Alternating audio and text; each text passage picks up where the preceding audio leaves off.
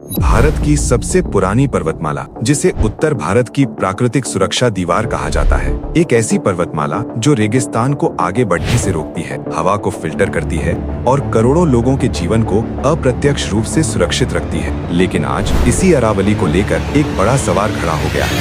अगर अरावली कटेगी तो पहले हमारे सर कटेंगे। हमें वो तमन्ना, हमें वो जोश है कि अरावली जाने नहीं देंगे।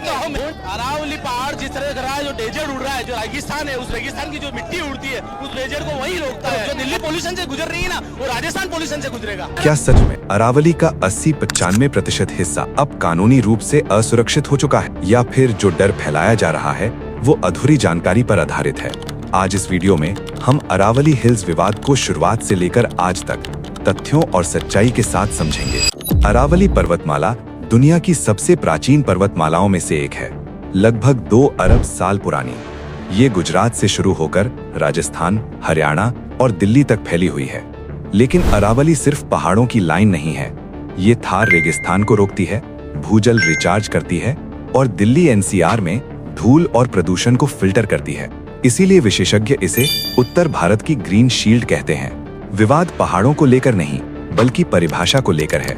सवाल ये था, अरावली किसे माना जाए, हर छोटी पहाड़ी या सिर्फ ऊंची पहाड़ियां? कानून में ये बात साफ साफ लिखी ही नहीं गई थी। इसी अस्पष्टता का फायदा उठाकर कई जगह खनन और निर्माण होता रहा और यही मामला आखिरकार सुप्रीम कोर्ट तक पहुंचा। 2025 में एक वैज्ञानिक समिति की रिपोर्ट के आधार पर सुप्रीम कोर्ट ने अरावली की नई परिभाषा स्वीकार की। नई परिभाषा कहती है, कोई पहाड़ी तभी अरावली हिल मानी जाएगी जब वो अपने आसपास की जमीन से कम 100 मीटर ऊंची हो और 2 या ज्यादा ऐसी पहाड़ियां 500 मीटर के भीतर हों, तभी उन्हें अरावली रेंज कहा जाएगा। यहीं से पूरा विवाद शुरू होता है। पर्यावरण कार्यकर्ताओं का कहना है, इस परिभाषा से अरावली की बहुत सी छोटी पहाड़ियां कानूनी सुरक्षा से बाहर हो जाएंगी। याद रखिए, पर्यावरण सिर्फ ऊंचाई से तय नहीं होता। छोटी पहाड़ियां भी पानी रोकती हैं, जंगल बचाती हैं, वाइल्ड लाइफ कॉरिडोर बनाती हैं। इसी वजह से #SaveAravali देश भर में ट्रेंड करने लगा। सरकार का कहना है, डर बढ़ा चढ़ाकर दिखाया जा रहा है।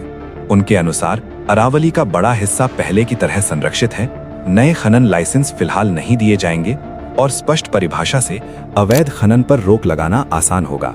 यानी एक तरफ पर्यावरण की चिंता है, दूसरी तरफ कानूनी स्पष्टता का तर्क। आज सवाल ये नहीं है कि कौन सही है और कौन गलत।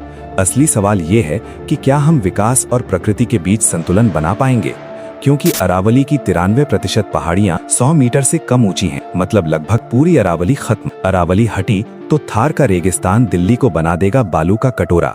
वही बालू हिमालय तक जाएगा, बर्फ तेजी से पिघलेगी, गंगा यमुना उफनेंगी। अगर अरावली सुरक्षित रही तो उत्तर भारत सुरक्षित रहेगा, और अगर अरावली कमजोर हुई तो उसका असर हम सब पर पड़ेगा। अब बताइए, अरावली बचानी है या नहीं? अगर ये वीडियो आपको जानकारी पूर्ण लगा हो तो इसे शेयर कीजिए ताकि सही जानकारी ज्यादा लोगों तक पहुंचे। कमेंट में बताइए आप इस फैसले को कैसे देखते हैं।